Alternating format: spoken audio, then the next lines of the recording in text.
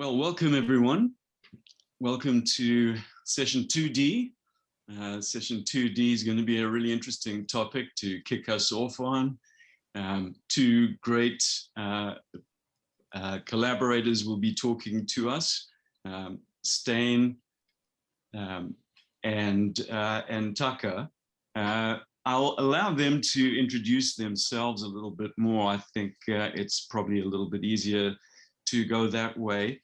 One of the things I would like to draw everyone's attention to is the fact that we do have the chat capabilities in Whova. So go ahead and post your chats there. I will be from time to time checking in there and copying and pasting the chats across into the Zoom.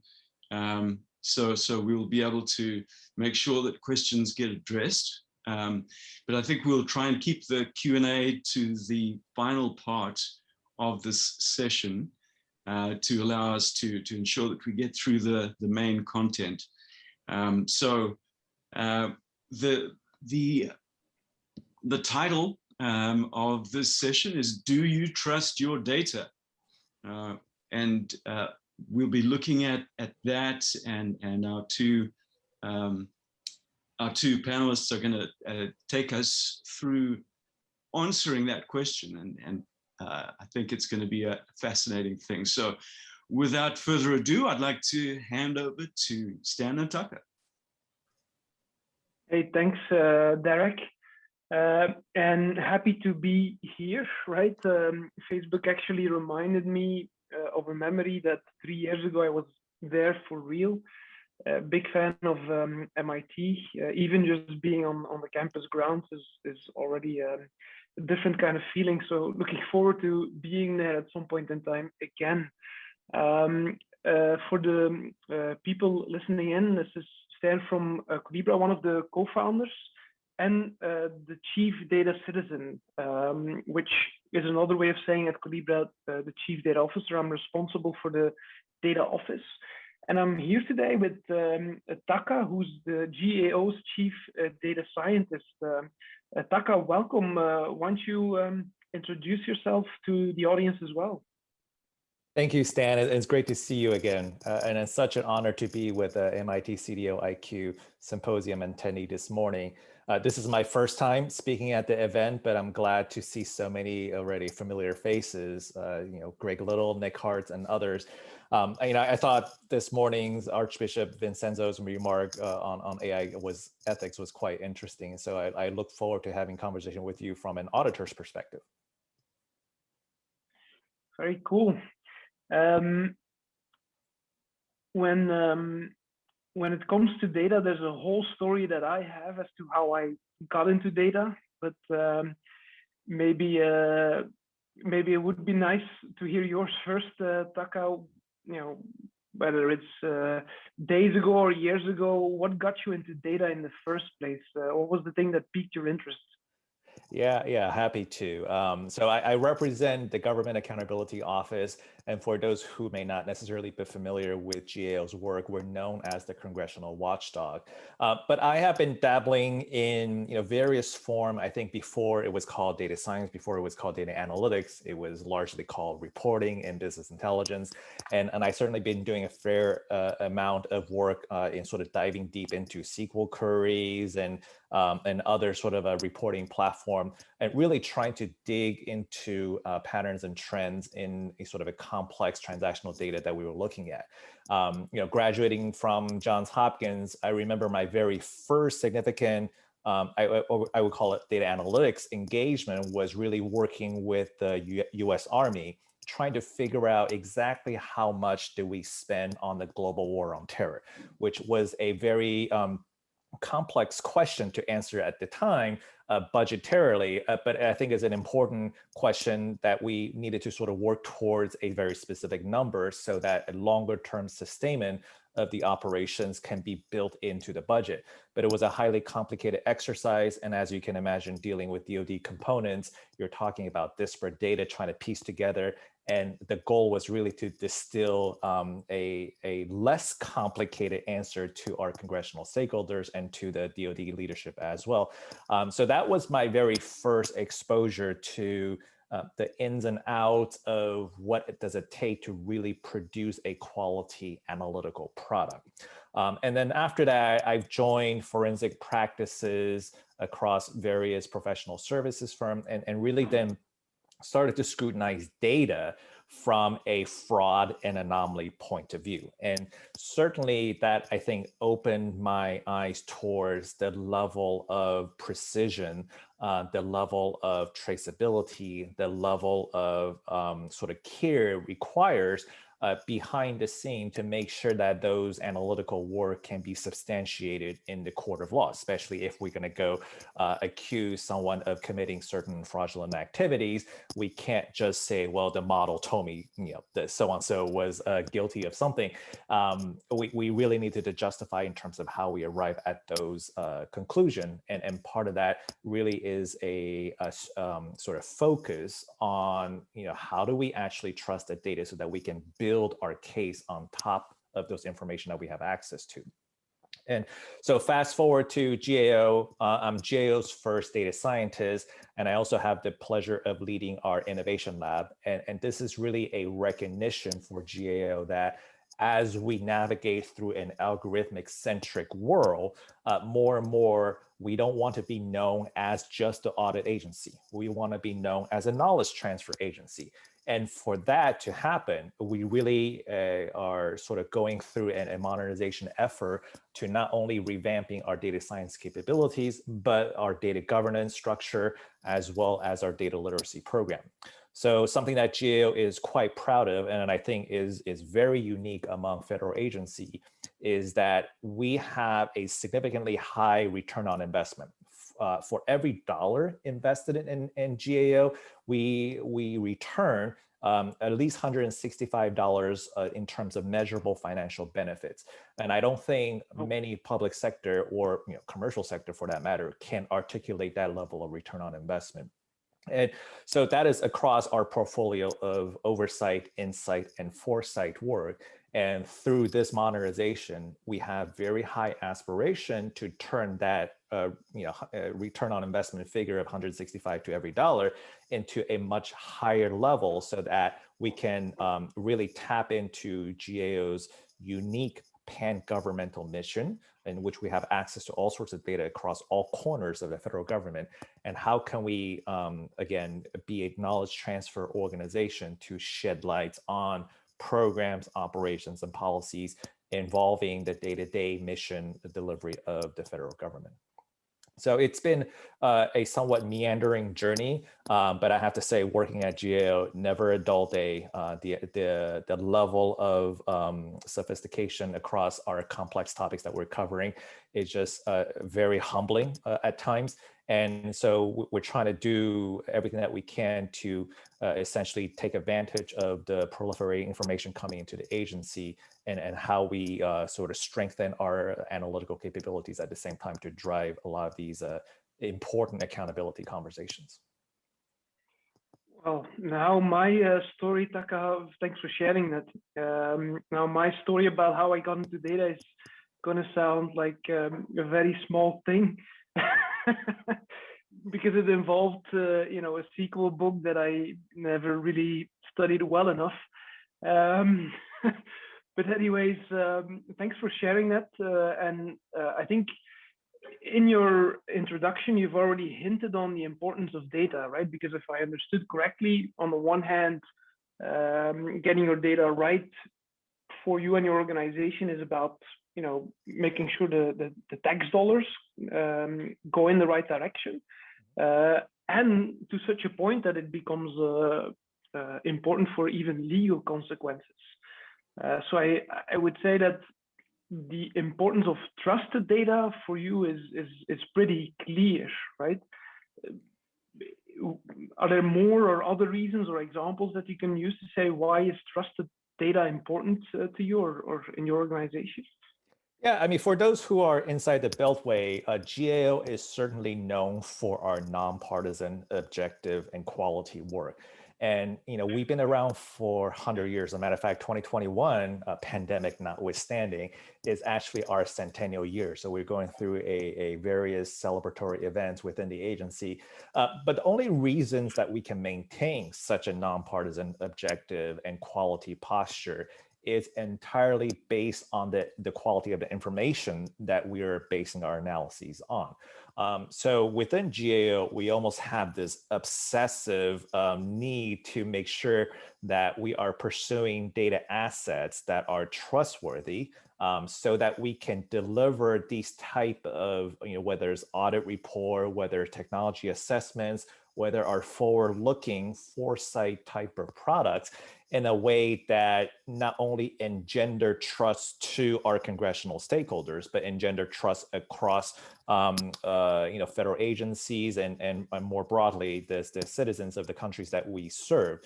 So it is our goal and our firm sort of belief that we do need to maintain that nonpartisan and objective stance going forward. And so more and more, everything that we do, again, we have this obsessive pursuit towards the data quality, but we want to make sure that we can modernize so that such a pursuit is not, can be sort of automated to the extent that it makes sense, can be scaled to the extent that it makes sense. And we want to make sure that as we move into much more of an AI-centric world, that GAO has the capacity and the capability to maintain that type of nonpartisan objective stance. I can only imagine that the nonpartisan aspect makes the search for truth even more challenging at times. So the trust is even more fundamental in your example. I did have this bit prepared about trust, which relates back to truth as this philosophical aspect where they say it's turtles all the way down, right? Like the earth is sitting on top of a turtle, and what's below the turtle, there's another turtle. And then you can keep searching for it, but the point is that, of course, if one of those data turtles is not trustworthy, then the rest of them are also very doubtful. And that's how it is, in my view, at least with data, because the data in itself isn't worth a lot necessarily always if you don't do anything with it, right? And that requires you to connect it to the people who turn it into algorithms, insights, ultimately decisions, actions, and outcomes, and that's where it gets value. But if one of those is broken, then a lot of the rest are doubtful and can easily be questioned. And unfortunately, that seems to be the case in most organizations, because many of the CEOs, there was a study recently, 50% of the CEOs are still doubting, right, whether the decisions that they make are actually based on data that they can trust. I think 3 out of 4 organizations are still struggling with that insight. Business analysts indicate that they can't find the data that they need, and so on and so forth. So ultimately, this leads to, in my view, poor business decisions, lack of innovation, and so on and so forth. And Taka, you hinted at something earlier where you're saying, okay, we don't want to just be the oversight organization, right? You also want to get involved in the algorithmic aspects. And I think if you're asking, why does data have to be trustworthy if you're making a human decision? It's maybe, let's say 1 per hour. Let's say you're a fast decision maker, you make 1 decision per hour. Make it 10, right? Now you do a workday, 8 hours, that's 8 or 80 decisions per day. But if you're an algorithm, right? If you're a machine learning algorithm directly impacting customers, whether it is through recommendations or loan denials or something else, it's easily thousands of decisions per second, right? So if, as a human being, you're making a decision on untrustworthy data, you're taking a risk.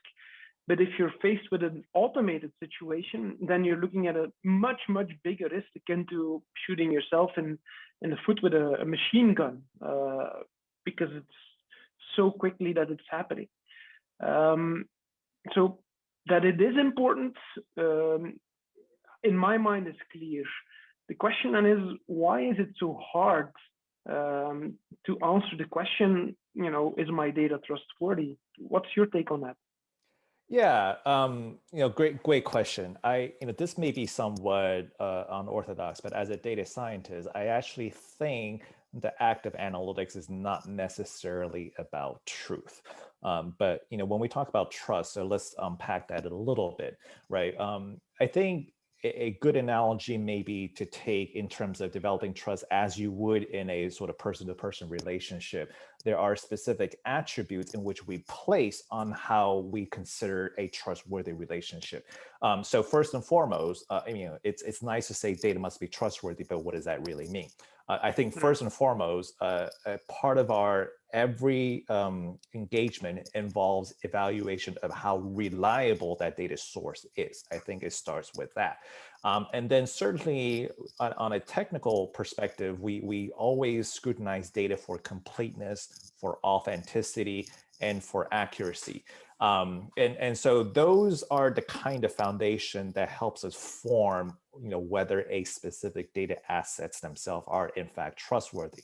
And then building on top of that, using your turtle analogy, many times, and often in complex topics, we don't just rely on singular data source to derive our analyses. These are various, whether structured data, unstructured data, whether mission data, open source data, subscription data, we essentially mash them together to see how might we develop interesting, perhaps surprising insights across all of the data assets horizontally. But that means for each of these layers that we add on top of each other, they all have to have the same sort of flavor, have the same level of compatibility, like you're building a multi-layer cake, right? You can't have a savory layer on top of a sweet layer. It just doesn't work that well often. Well, it could, depending on how you bake it. Now you're talking my language, Taka. I'm a big fan of cake. Yeah, absolutely. So, like I mentioned, if we treat this as though we're developing a relationship with a person, the reliability metrics, authenticity metrics, accuracy metrics, I think all matters. But to your point around the issue that can potentially be magnified, especially in the AI world, right? As we live in this algorithmic centric world, not only in the public sector, but certainly in the private sector as well, we're starting to introducing concepts like biases, like data drift, and like disparate impacts. And then more so than perhaps private sector, for the federal government, we have the obligation to make sure that the AI systems that we are developing are in fact free of biases, drift, and disparate impacts. And so the only way for us to really make that level of assurance is really starting with the foundations of answering the question of, how reliable is this information that I'm building my models on? How complete is the data that I'm learning from on this model? Is the data authentic? Meaning, is it from a system of record, or did somebody touch it along the way? And more importantly, is it accurately reflecting not just the transactional level sort of sum total, but is it accurately reflecting the constituents in which we're trying to serve? Are there skews in social demographics? Are there potential implicit or explicit biases in terms of not only the data elements themselves, but perhaps some of the labeling attributes of those. Those all become a sort of extension around the conversations of trust, because at the end of the day, garbage in, garbage out.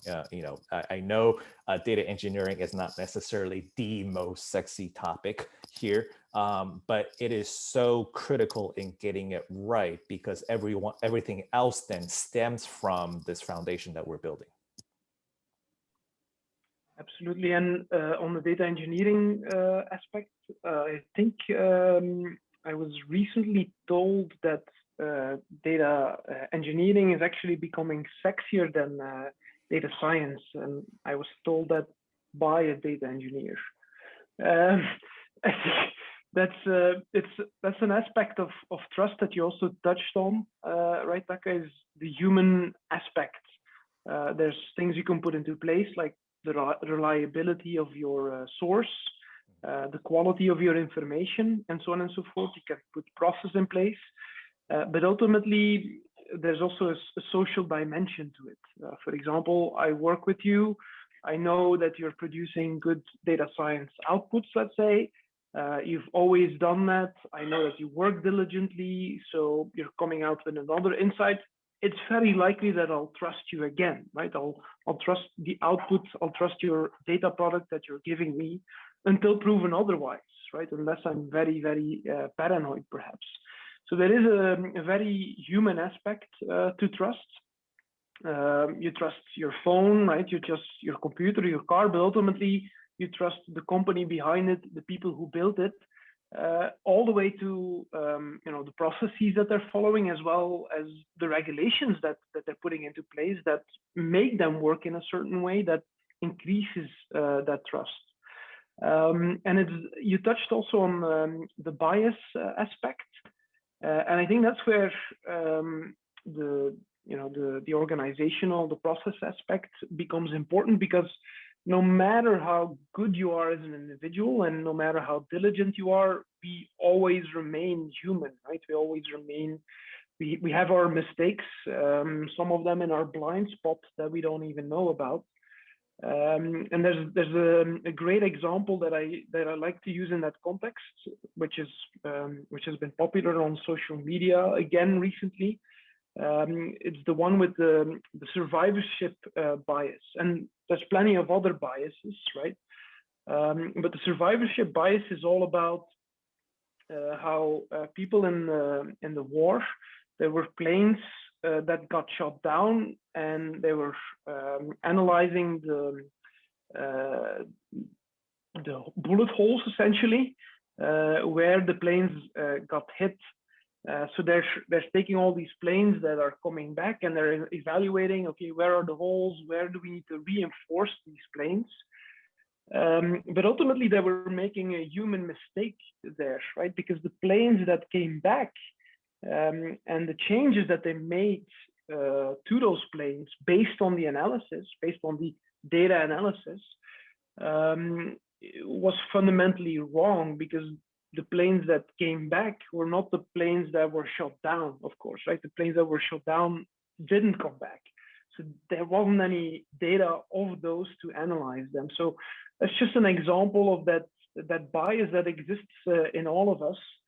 And given that we're all united by data, we really have to think about those biases and other things like the data drift that you mentioned, Taka. We have to think about proper responsibilities and proper processes, so that we can, take the human aspect and the human strength, but also cover for our own weaknesses and mistakes that we as humans are always going to make.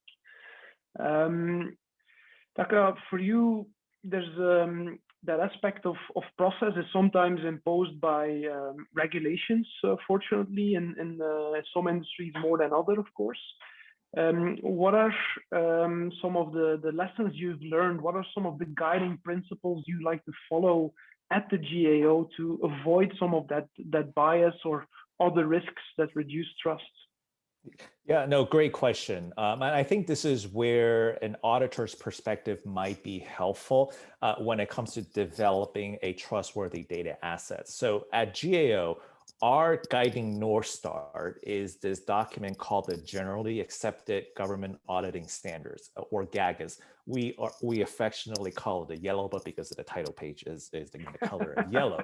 But in that particular guidance document, what it says is that government program, regardless of whether it's AI, whether it's cloud services, whether it's some other manifestation of technology, is that government programs must be effective, efficient, economical, ethical, and equitable. And I think those are sort of a good starting point when we start thinking about how data can be trustworthy to meet those objectives. And specific to the Yellow Book, it does lay it out in terms of how do we constitute data as reliable? How do we constitute data as accurate and complete? So I do encourage, as much as audit may not necessarily be the top of mind for everyone, that our Yellow Book guidance does provide, I think, useful thought process in terms of how organization can think about trust. And you talk about regulation, and let me sort of go back to AI as an example. Even in the most recent fiscal year, I think the federal government had over 1,000 pages of new AI specific mandates across the federal government, whether that's Jake at DoD, whether that's other parts of the civilian government. So this is something that I think more and more we're trying to codify the concept of how do we develop accountable AI. But what we must not forget is accountable AI starts with trustworthy data. I think we all get caught up a little bit when we hear analogies such as data is the new oil. I usually cringe when I hear that kind of comparison because if you think about it, crude oil doesn't do anything unless we remove the impurities and refine them into actually useful product. So data may necessarily be the new oil, but only through the process of refinement does it actually become a useful sort of an output to be consumed. So part of it is making sure that we're not forgetting the data engineering foundation that is so critical. And I'll just go back to the notion again, for GAO to remain relevant in the next 100 years, and for us to maintain our nonpartisan and objective posture, and frankly, for other agencies to be willing to give their data to GAO to conduct the assessment, we absolutely have to get this trust piece right. And the one sort of additional aspect I'll just add to it, it's hard to talk about data without talking about security, right? We all have heard SolarWinds, and nobody wants to be the next SolarWinds target.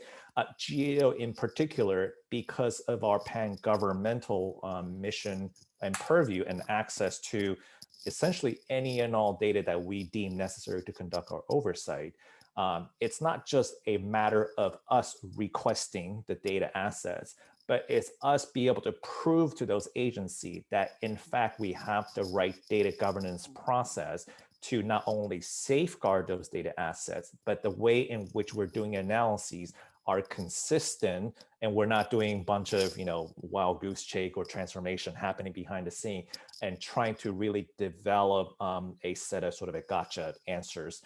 So it's very important that we get this trust right, because the reputation of the agency, the long-term longevity of the agency, and then our ability to conduct our work going forward really rests on that foundation. Absolutely, and anyone can only be jealous of making a 100-year organization. So I would love to follow up on the crazy robots and the regulations in a bit. But I do want to go back to that. That I forgot the acronym already, Taka. Forgive me, but I did remember the yellow book part of it. Yep. You said it correctly, right? Your position is a bit unique, other than other data people in a way, because you're providing an audit function, and audit is in a business or an organization probably not the most popular of organizations. They're like, why are you checking on my work, kind of thing, right?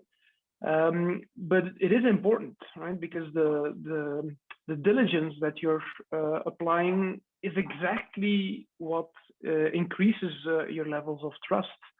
So you mentioned some of the aspects in the yellow book, but how do you get people to adopt them, those principles? How do you socialize them? How do you make sure they're being followed? Can you give us a little bit of advice to the audience? How you approach that part? Yeah, I would, Stan, I would be curious from your perspective as well. Certainly GAO, because we're an audit agency, we already have this sort of OCD thing built in on how we are obsessed about the reliability of the data. But as we know, technology is not the entirety of the answers here. One of the reasons why it takes so long for GAO to produce our audit report oftentimes is because we would spend month and on end to really evaluate the provenance of the information, to make sure that we can actually develop sound and quality output from the information that we're relying on. So we are in the process of sort of modernizing how we are approaching governance, but that's only one part of the puzzle. Counterintuitively, because of our obsession towards trustworthy information, oftentimes we don't necessarily trust technology per se that may automate the cataloging of information, for example, automate the access to those data assets, be able to sort of generate metadata. So there's certainly a cultural elements of this that we're driving through. But I'll go back to your questions around regulation. A couple of weeks ago, we published our first AI accountability framework. And within that has a very specific pillars around data. Not only data used to train and validate individual models, but data being fed into an ecosystem of machine learning models that actually now constitutes an AI solution.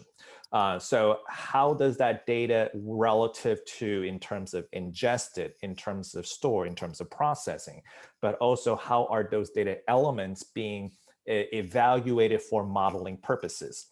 We're not saying don't use PII or social demographic or other sensitive type of data variables. I think those absolutely have a place relative to the value that it can be generated. We just want to make sure that there is sufficient documentation. So it's not just, for example, a data science intern decided to pick random variables to do their modeling, and there's no sort of robust evaluation behind that thought process. And then we want to make sure that there is a continuous monitoring framework on top of that data. So the model originally built on a static set of information still functions the same way as those AI solutions are being scaled, refined, adjusted as requirements change. So I think that the concept of continuous monitoring, especially in an algorithmic world, it is so important. Unlike many other sort of legacy systems, it's not something that you just deploy it once and you forget about it.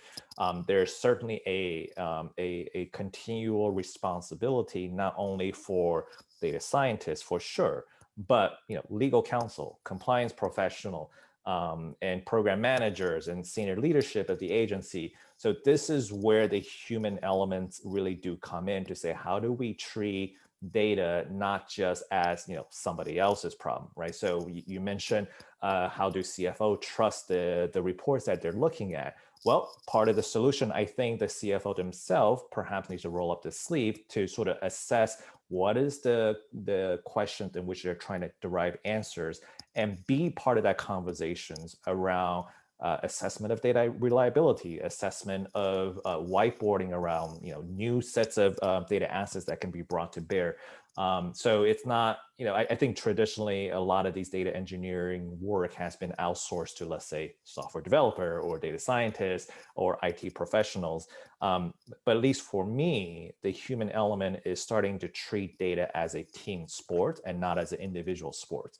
And so everyone needs to come together at the table, but also folks needs to be empowered to make a change in the course in which this data journey is on. And a lot of time it's so easy to sort of default to convenience, defaults to availability. We don't always end up asking the deeper questions around reliability, accuracy, and disparate impact. But Stan, I mean, I'm curious to see from your work with Collibra and with other entities, how have you sort of seen this human challenge around trustworthy data manifested itself? Well, I think in a variety of ways. For example, one way is that you have, and you touched on this, Taka, you said, okay, people need to be empowered. So you have a lot of people who are very skilled with data. Anyone, we have PhDs who have PhDs in physics, and they become data scientists, and their organization is giving them whatever data tool that they want or would need. But at the end of the road, they're producing this model that nobody wants to look at, or somebody looks at, but then never gets put into production, and you're ending up with a frustrated data scientist. Similarly, with somebody who made the most beautiful dashboard, only for their manager to still follow their gut, right, and ignore, if you will, the data. So our viewpoint on this is related to what we describe as data intelligence, which is all the way from the data to the people and the insights and the algorithms they produce, and ultimately to the outcomes for the organization. And you mentioned it, right? Data is a team sport. Across all of that, you need to make sure that all the people are connected in the right way and are doing the things that they need to be doing. What I've seen is that oftentimes is that if you have people who are very skilled in the data part, whether they're data scientists or top-level CDMPs or something else, oftentimes they tend to overly focus on the data aspect. If I just clean up this data a little bit more, or make that model a little bit more accurate, I'm sure they'll finally listen to me, right? So you really need to think about, exactly as you said, all the other people in the process to get to that outcome. And that's where the team sport aspect comes into play. And sometimes you will meet people who are not interested or don't understand what data is, because they've been doing their job for 40 years. And when they went to school, data was unknown. But you need to get everybody on board. Otherwise, the thing just won't move, especially if you're a larger organization. Yeah, and relative to some of those team sports analogy, especially relative to AI, in our AI oversight framework, we talk about including perhaps non-traditional actors in this equation, right? So civil liberty advocates. When we talk about disparate impact, it's very easy to, in abstract, trying to create a set of training data that what we think represents the idealized world. But really, the only way for us to verify is to talk to people that are actually being impacted by these solutions. So including the end users, including the civil liberty advocates, including the privacy advocates, in that conversation may not necessarily be a top of mind when it comes to like developing machine learning model. But I think it's ultra important in sort of driving, you could have the highest performing, the most accurate, the most precise models out there. But if there is no trust at the end of the tunnel for the end user to really be able to absorb the output of those, capabilities, what is the point? Completely. And that's given that that person at the end of that funnel is even aware that they're being faced with something, right? Oftentimes it's not a button they actually have to click or a thing they actually have to do, but things are being done or decided by the algorithms, by machines hidden away somewhere without them even knowing. All they end up with is a loan rejection or a bad recommendation, and they don't even know how that is being produced or created. I love that aspect of the involving the stakeholders in the process. Obviously, if you talk to people in businesses, they may say, well, that's too complicated, that's too costly, it won't be fast enough, my competitor will be faster to market. And I can imagine 100 other objections for people to put up. So how would you go about really convincing somebody, here's the AI framework, now also follow it, it's good for you? Yeah. I mean, selfishly speaking, I certainly would love everyone to be following the AI accountability framework and give us feedback, frankly. But to your question around, I think one approach, right, is sort of a risk calibrated approach. And allow me to use Netflix as an example. I think Netflix may be a really an exemplar in terms of how they're able to turn the data that they can collect into specific commercial insights that they're generating. And what I'm referencing here is like movie recommendations, right? So when it comes to movie recommendations, sometimes we groan a little bit when it's not actually recommending something that I want to see versus, when it actually does recommend a similar genre of movie that I absolutely, fall in love with. But that's, I think, an example where perhaps the consequences is not necessarily as high as, let's say, a national defense application of AI or autonomous vehicle application of AI. So based on that risk calibration, maybe there is a specific tiers of due diligence that it's essentially good enough to develop that trust.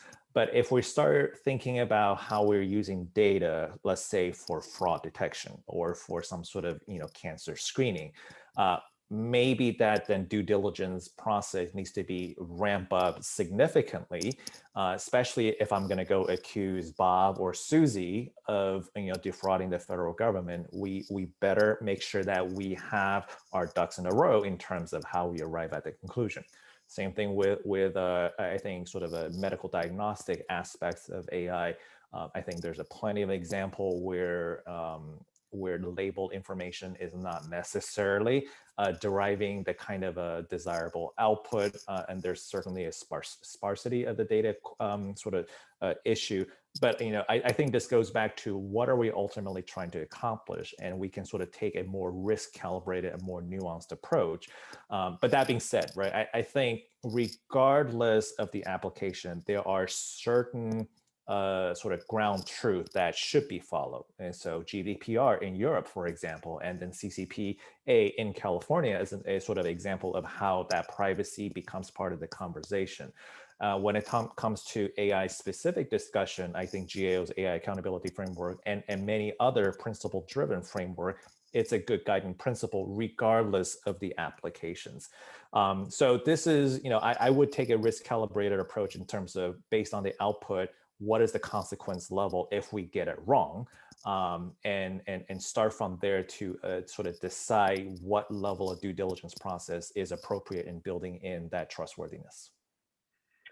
I love that you said that, and not because it's part of our business, but because I learned that lesson myself a couple of years ago. We had a new colleague join, and he came from a risk background.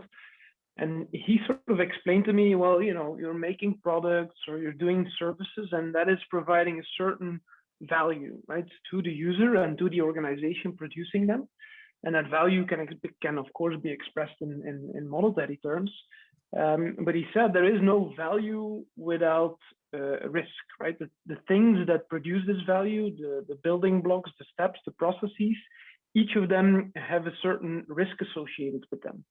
And if you don't manage those risks in any way, some people don't even think about the fact that there's these risks, then essentially what you're doing is you're creating value that can be taken away just like that, right? Because in the examples you've given, very bad things can happen, and that those things would be enough to essentially kill a business or completely decide to reorganize an organization. But for a regular business, even if the risk is lower, I would say if I take a simple example to that, imagine that you have an all-male product team, for example, and they're building a data product, but the targeted market for it, the targeted users, the targeted audience is only women, let's say. Well, that's probably just practicing your business in a very naive way at the least, because it's just very likely that you'll miss a lot of the things that the data product would need. But it's also probable that your data product will do things, produce outcomes that are at minimum offensive, and in some of the examples that you've given, potentially even dangerous. So if you look at it from that example, it's just a smart way of doing business, is thinking about those risks, as you said in your risk framework, but also thinking about that diversity of the people that you include. And I'm not just talking about setting up, for example, an ethics board who judges on every decision that needs to be made, and everything needs to pass by a committee, although for certain cases that's very definitely recommended. But just even in exactly as you said, even in the teams that are doing the work, that are crunching the data, that are building the algorithms, etc., you want to make sure that there's some diversity of perspective in there.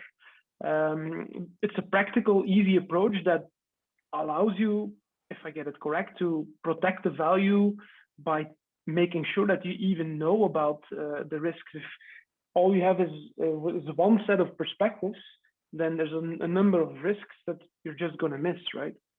Yeah, absolutely. And just to maybe add another layer of nuance on top of that, I think when we talk about risk calibrated approach, it's all about trade-off. What is the cost of getting it right versus the cost of getting it wrong? And for those who may be inside the Beltway, this will be a familiar topic here. Improper payment is something that have nagged the federal government for years and years and years. Over the past 10 years or so, I think the level of improper payments have exceeded $1 trillion. And so these are the kind of payments that the federal government pays out that are not supposed to be paid out, whether that's, fraud related, whether that's just mistake, whether that's error, whether that's, some other abusive activity. But it's, $1 trillion is nothing to sort of scoff at, but it is something that has really sort of a ginormous conundrum for the federal government. Each agencies are doing what they need to do. There's a lot of conversations around data sharing, right? I think that is very laudable in terms of data sharing. But this then places a sort of additional premium around how do you trust the data being shared? So if I start matching Social Security death master file to, let's say, your local DMV data, what is the sort of different standards that imply to say that Bob Smith is in fact Bob Smith across all of the data sets? We're also starting to talk about identity verification, and I think that is a subject that best embodies the notion of the more data, the better, but the stakes of getting it wrong relative to privacy, relative to accuracy, relative to sort of false positive, and et cetera, it can just be such a significant issue. So it's a specific areas that I think it's fascinating, where the potential for good is so great, but only if we take the care behind the information, the data, so that the matchings can be done appropriately, so that the risk model can be developed appropriately, so that the output can be appropriately. But more importantly, data is data, models are models, making sure that humans are still ultimately in the center of that equation. So the team sports aspect that we talked about, the due diligence activities that we talked about, I think all that comes in sort of, in a sort of cohesive governance structure in a way that can ultimately drive the trustworthiness of the information that we're relying on. So we oftentimes joke about how government may be slow, but because our responsibility in getting it right, it is so paramount, especially in, let's say, national defense application of AI. I mean, there are life and death consequences to these. And we certainly don't want the government to be in a place that are perpetuating discrimination or disparate impacts, even if identity verification ultimately is a good idea. So going back to that trade-off conversation, what is the cost of getting it right versus the cost of getting it wrong? I think that is a good starting point to calibrate the level of due diligence, around reliability, around accuracy, around completeness, around authenticity, around myriad other metrics that we can all apply to really answer the question: is my data trustworthy? I like it, and I'll happily take 1% of that $1 trillion of payment that you mentioned.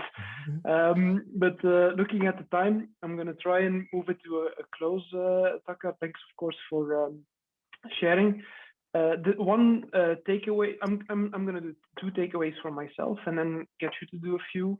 Sure. So one takeaway I'm taking is the risk framework. I love that aspect of it, right? Just think about the risks and think about what is the cost versus what is the value.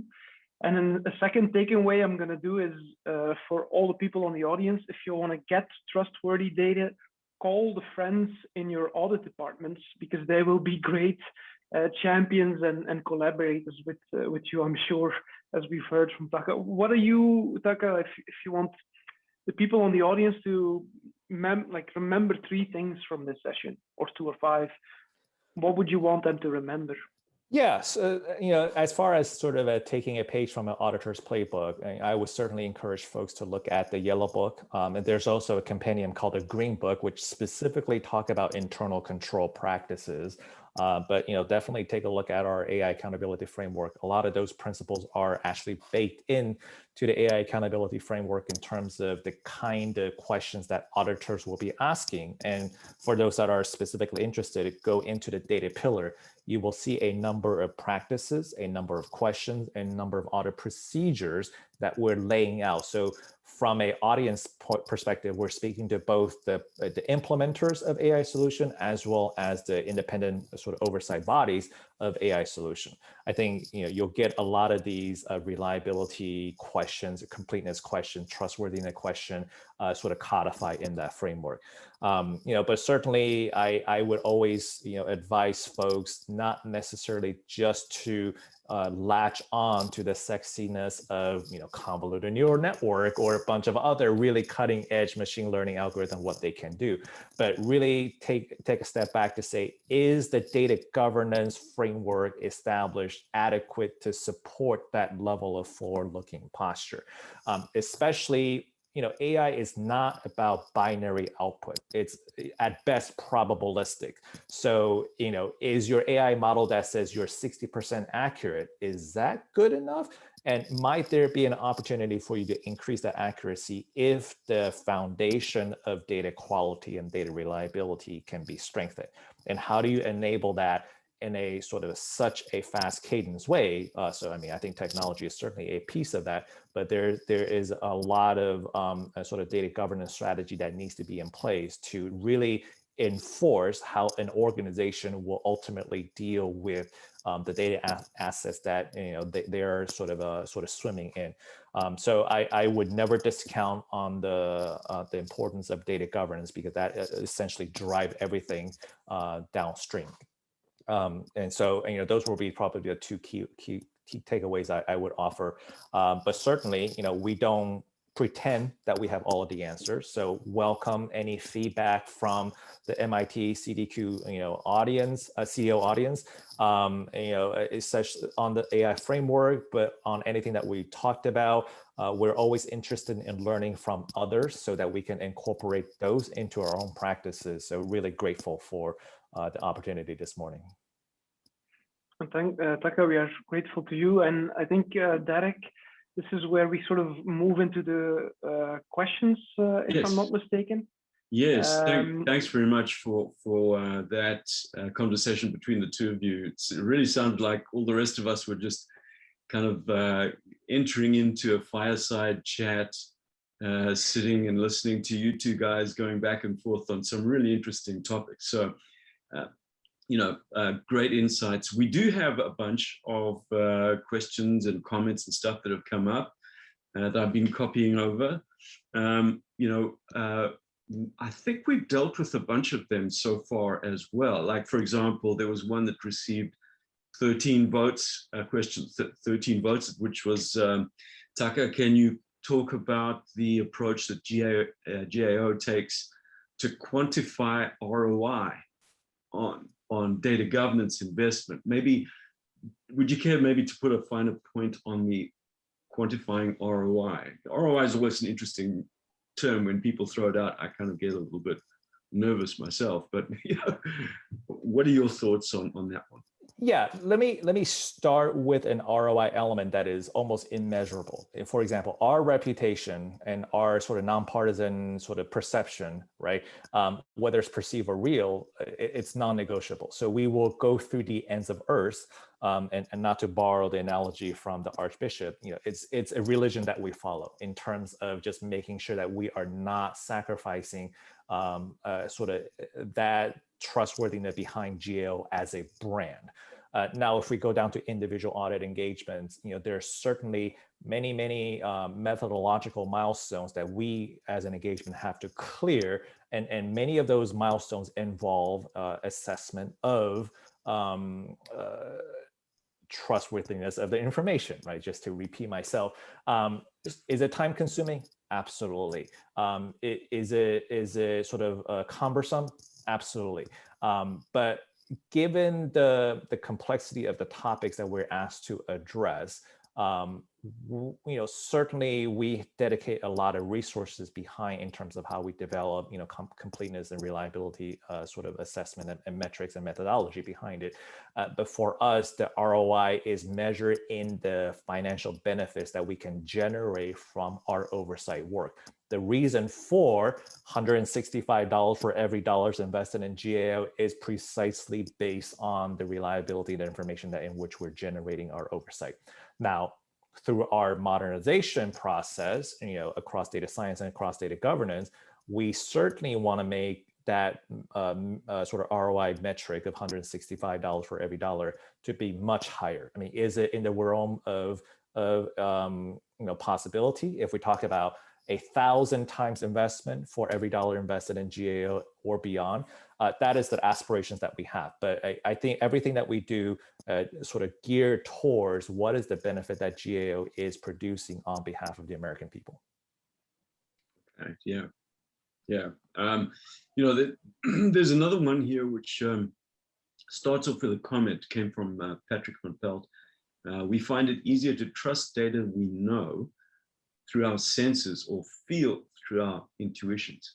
Yet the vastness and complexity of data routinely defies firsthand experience. What is the best vision today of why, how, when, and where to determine the heritage, genealogy, or validity of data? So, that's a big question. I mean, both of you have touched on a number of aspects there.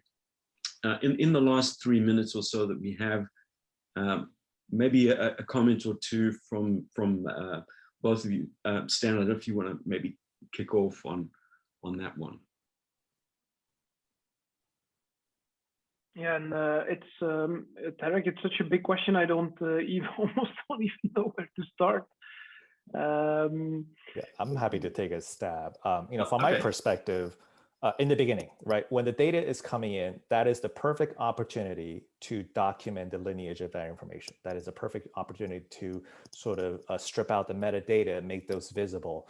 I think that is the perfect opportunity to figure out what transformation needed and make the documentation right then and there. And certainly technology can help with that. But I think second part of that question is around professional judgment. I would never discount the value of professional judgment. I mean, the idea of us talking about data governance is never to replace the intuition or the experience of people that we are ultimately sort of working towards their mission delivery. Part of that is making sure that data governance is augmenting the professional judgment, not supplanting and not replacing.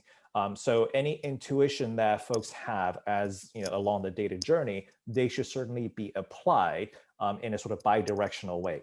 Data science can tell you very objective metrics around the data, but the consumer of that information can then have a feedback back to the data scientist to say, well, this doesn't quite pass this smell test. And then we can have iterative conversations around what does that smell test mean?